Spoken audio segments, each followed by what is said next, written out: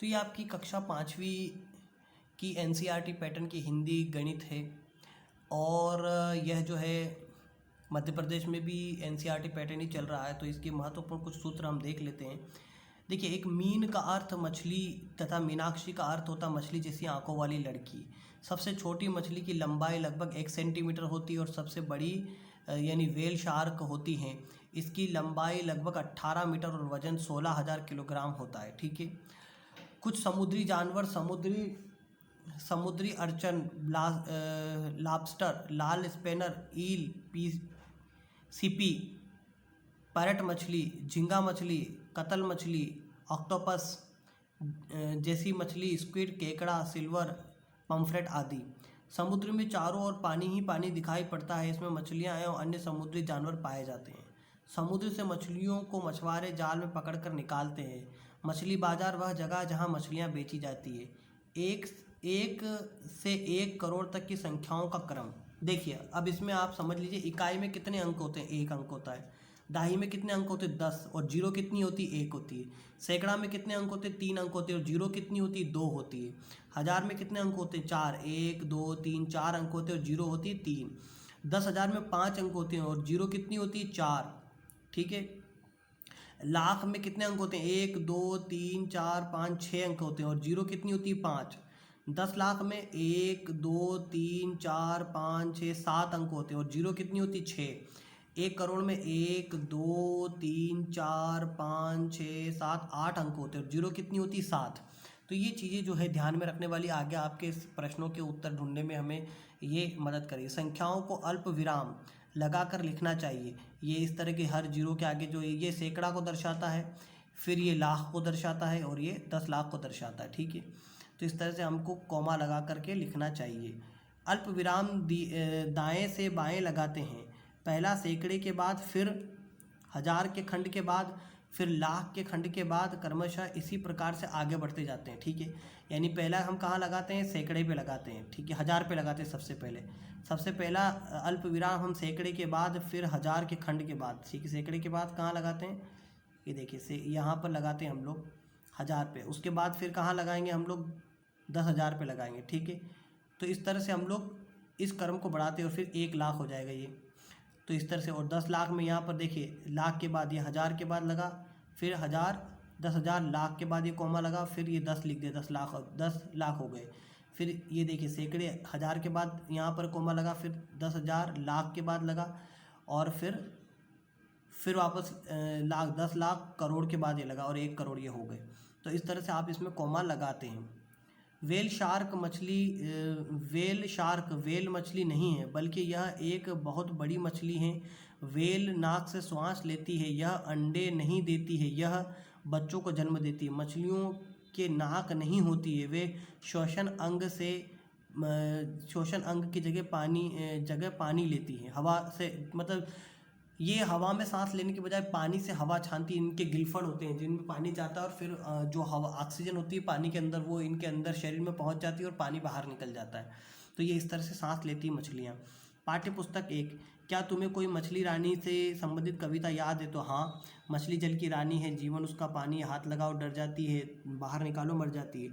जब तुम मछली के बारे में सोचते हो तो तब तुम मछली की कौन सी आकृति तुम्हारे दिमाग में आती है? जब हम मछली के बारे में सोचते हैं तो हमारे दिलो दिमाग में यही आकृतियाँ आती है, मछली जैसी आकृतियाँ हमारे दिमाग में आती है। ये है। मछली का चित्र बनाने के लिए एक वर्ग त्रिभुज का उपयोग करो। तो हम लोग आपको इसको, ठीक है, एक वर्ग और एक त्रिभुज का उपयोग करना है। क्या कह रहा है हमें ये कि मछली का चित्र बनाने के लिए वर्ग और त्रिभुज का उपयोग करो। तो हम लोग यहाँ पर वर्ग और त्रिभुज का उपयोग करेंगे।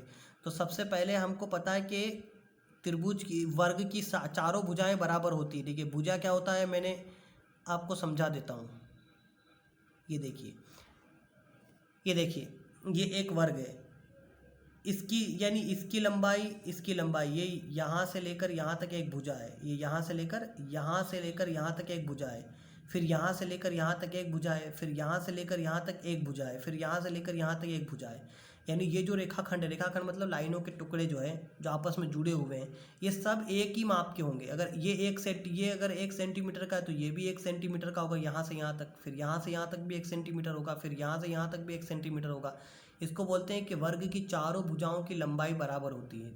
जिसकी चारों भुजाओं की लंबाई बराबर हो उसको क्या कहते हैं? वर्ग कहते हैं। अब हम आकृति बनाएंगे, तो वर्ग का प्रयोग हमने कर लिया, अब हम त्रिभुज का प्रयोग करेंगे। तो त्रिभुज का प्रयोग हम लोग ऐसे कर सकते हैं ना, ऐसे लाइन खींचेंगे, फिर हम लोग ये एक तरह से मछली बन गई ना। अब हम इसकी आँख बना दें यहाँ पर,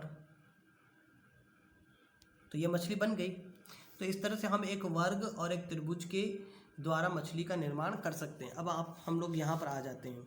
देखिए प्रश्न क्रमांक 4 है, मीन का अर्थ है मछली और मीनाक्षी का अर्थ हुआ वह लड़की जिसकी आंखें मछली जैसी होती हैं। क्या तुम ऐसी मछली जैसी आंखों वाले किसी व्यक्ति के बारे में सोच सकते हो? हाँ, सोच सकते हैं। ठीक है, ये देखिए, ये इस तरह से मछली वाली आंखों की लड़की। 5वां प्रश्न, एक ऐसा चेहरा बनाओ जिसकी आंखें मछली जैसी हो। ये मछली जैसी आंखें हो गई। तुम अधिक से अधिक कितनी लंबी मछली के बारे में सोच सकते हो? हम अधिक से अधिक 18 मीटर मछली के बारे में सोच सकते हैं। यहाँ पर आपके लिखा हुआ था, ये देखिए। ठीक है, व्हेल शार्क की लंबाई कितनी होती है? 18 मीटर होती है। ठीक है, सबसे बड़ी मछली व्हेल शार्क होती है, इसकी लंबाई 18 मीटर होती है। तो इससे बड़ी कोई मछली होती ही नहीं, तो हम उसके बारे में सोच ही नहीं सकते हैं। ठीक है, तो अब आगे आ जाते हैं। तुम्हारी बड़ी मछली सबसे छोटी मछली से कितनी गुना लंबी है? तो सबसे छोटी मछली, अब देखिए यहाँ पर सबसे छोटी मछली कितनी थी? यहाँ पर आपको बताया गया था किताब के अंदर ही शुरुआत में ही कि सबसे छोटी मछली जो होती है, सबसे छोटी मछली 1 सेंटीमीटर की होती है। ठीक है, तो हम लोग क्या करेंगे, यहाँ पर सबसे छोटी मछली लिखेंगे, हल लिखेंगे। सबसे छोटी मछली बराबर 1 सेंटीमीटर लंबी, माना सबसे बड़ी मछली बराबर 18 मीटर। तो 18 मीटर को हम लोग सेंटीमीटर में बदलेंगे। 1 मीटर में कितने सेंटीमीटर होते हैं? 100 सेंटीमीटर होते हैं। तो हम लोग क्या करेंगे, 18 मीटर को सेंटीमीटर में बदलेंगे। तो 1 मीटर बराबर 100 सेंटीमीटर। 100 सेंटीमीटर, तो 18 मीटर की मछली सबसे बड़ी, तो 18 गुणित 100, साइड में गुणा कर लेते हैं। 18 गुणित 100, तो 0 0 और 0, फिर 0 0 और 0। ठीक है,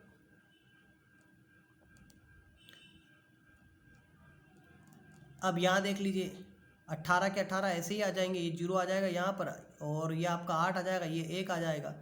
तो 1 0 उतर गया, एक और 0 उतर गया, एक और 0 उतर गया, ये 18। तो ये 1800 हो गए। ठीक है, यहाँ पर भी आ गया 1800 गुना बड़ी, तो 1800 सेंटीमीटर आ गया आपका। ठीक है ना, तो यहाँ पर देखिए आपका 1800। एक बार मैं फिर से आपको अच्छे से गुणा करके बता देता हूँ। देखिए, ये आपने 18 लिखा। ठीक है, 18 को हमने 100 से गुणा किया। आप उल्टा भी कर सकते हो, चाहो तो 100 को 18 से गुणा कर दो, एक ही बात होती है, कुछ भी अंतर नहीं आएगा। तो 0 आएंगे, फिर 0 आएंगे, 8 का पापड़ा 8 को एक बार बोलेंगे, तो 8 एकम 8 यहाँ आ जाएंगे। अब यहाँ पर नीचे क्रॉस लगा देंगे। 0 एक और बार 1 का 0 में गुणा करेंगे, 0 आएगा, 1 एकम 1, ये 0 से 0 उतार लेंगे, यहाँ पर 8, ये 1800 आ गया। तो यहाँ पर ये आ गया 1800 आपका। ठीक है, 1800 सेंटीमीटर ये लिखा हुआ है। अतः हमारी सबसे बड़ी मछली छोटी मछली से 1800 गुना लंबी होगी। ठीक है, यानी उसकी 1 सेंटीमीटर लंबाई है, तो 1800 सेंटीमीटर ज़्यादा होगी ना वो, तो 1800 गुना ज़्यादा बड़ी होगी। ठीक है, तुम्हारा वजन कितने किलोग्राम है? मेरा वजन लगभग 30 किलोग्राम है। आप अपना वजन कुछ भी लिख सकते हैं, लेकिन मान लेना 30 किलोग्राम है। ठीक है, तो तुम्हारी ही तरह के 12 बच्चों का वजन कितने किलोग्राम होगा? तो सबसे पहले हम लोग लिखेंगे मेरा वजन, कि क्या लिखेंगे, मेरा वजन 30 किलोग्राम है। तो 12 बच्चों का वजन, मेरे जैसे 12 बच्चों का वजन बराबर मेरा वजन गुणित 12 बच्चों का वजन बराबर कितना होगा? आपका वजन कितना है? 30 किलोग्राम। और 12 बच्चों का वजन कितना होगा? 30 गुणित 12 या 12 गुणित 30 बराबर 360 किलोग्राम। तो 12 बच्चों का वजन होगा 360 किलोग्राम। ये आप लिख सकते हैं, यहाँ पर हमने लिखा हुआ है, ये देख लीजिए। ठीक है, यहाँ पर हमने ये ये प्रश्न हल किए हुए हैं हमने, ठीक है। ये हमने यहाँ पर ये प्रश्न हल किए हुए हैं, आप इसको देख सकते हैं कि तुम्हारा वजन कितने किलोग्राम है, मेरा वजन 30 किलोग्राम है, तुम्हारी ही तरह के 12 बच्चों का वजन कितने किलोग्राम होगा। हल, मेरा वजन 30 किलोग्राम है, मेरी तरह के 12 बच्चों का वजन बराबर मेरा वजन गुणित 12, ये देख लिए 12, ठीक है। तो 30 गुणित 12 बराबर 360, उत्तर 12 बच्चों का वजन, मेरे जैसे 12 बच्चों का वजन बराबर 360 किलोग्राम होगा, ठीक है। अगला प्रश्न क्या है, व्हेल शार्क का वजन तुम्हारे जैसे कुल 12 बच्चों के वजन से लगभग कितना ज़्यादा होगा। तो हम जानते हैं कि व्हेल शार्क का वजन लगभग 16,000 किलोग्राम है, जो हमने पीछे पढ़ाई था। 12 बच्चों का कुल वजन बराबर 360 किलोग्राम, तो 16,000 किलोग्राम माइनस 360 किलोग्राम, तो 16,000 किलोग्राम माइनस 360 किलोग्राम बराबर 15,660 किलोग्राम ज़्यादा होगा। इस प्रकार ज्ञात हुआ कि हमारे जैसे 12 बच्चों के वजन से व्हेल शार्क का वजन लगभग 15,640 किलोग्राम ज़्यादा है, ठीक है ना। क्योंकि हम लोग घटा लेंगे, जो ज़्यादा वजन है ना, व्हेल मछली का वजन ज़्यादा होता है, तो उसमें से जो 12 बच्चों का वजन है हम घटा लेंगे, तो जो वजन ज़्यादा होगा वो आ जाएगा, यानी 360 किलो, 12 बच्चों से ज़्यादा जो वजन होगा ना, वो कुल वजन निकल आ जाएगा, उसमें कोई दिक्कत नहीं है। 10 किलोमीटर तक जाने में इन्हें लकड़ी की पट्टों की नाव को कितना समय लगेगा, ठीक है। अगर वो 4 किलोमीटर प्रति घंटा की चाल से चल रही है, यानी 1 घंटे पे वो 4 किलोमीटर चलती है, तो कितना समय उसको लगेगा। तो 10 किलोमीटर जाने में लगा समय, हम लोग सूत्र डाल देंगे, चाल, समय निकालने का सूत्र क्या होता है, दूरी बटा चाल। तो दूरी कितनी है, 10 किलोमीटर है, तो 10 लिख दिया। चाल कितनी है, 4 किलोमीटर प्रति घंटे की रफ्तार से चलती है, 4 नीचे लिख देंगे। 4 का भाग लगा देंगे यहाँ पर, 10 में 4 का भाग लगा देंगे तो क्या होगा, 2.5 आएगा। कैसे आएगा, देखिए 4 का पावड़ा इतनी बार हम लोग बोलेंगे कि 10 आ जाए या 10 से कम आए, लेकिन 10 से ज़्यादा नहीं होना चाहिए। तो 4 एकम 4, 4 दूना 8, 4 तिया 12, 12 10 से ज़्यादा होते हैं, तो हमें कम बार बोलना पड़ेगा। 10 तो आते ही नहीं 4 के पावड़े में, इसलिए हमें क्या बोलना पड़ेगा, 4 एकम 4, 4 दूना 8, तो 2 बार जाएगा यहाँ पर, 8 लिखेंगे, 2 बचेंगे, 10 में से 8 गए तो 2 बचेंगे। अब 2 में 4 का भाग जाता है क्या, 2 तो छोटा है ना 4 से, तो हम लोग यहाँ दशमलव लगा देंगे, ठीक है। यहाँ पर हमने दशमलव लगा दी और यहाँ पर एक जीरो बढ़ा देंगे। अब ये कितना हो गया, 2 हो गया 20, 2 के आगे एक जीरो लगाया तो 20 हो गया। तो 4 एकम 4, 4 दूना 8, 4 तिया 12, 4 चौक 16, 4 5 20, 5 बार 4 का पावड़ा बोलने पर 20 आते हैं, तो इनको घटा लेंगे, 20 से 20 गए तो जीरो हो जाएंगे, 2.5 उत्तर आएगा। तो 2.5 घंटे लगेंगे, यानी 2.5 घंटे लगेंगे। लकड़ी के पट्टों की नाव को 10 किलोमीटर तक दूरी तक जाने में 2.5 घंटे लगेंगे, ठीक है। ये आपका उत्तर हो गया। तो हम लोग अभी विधा लेते हैं आगे और आपको समझाने का इसी तरह से प्रयास करेंगे।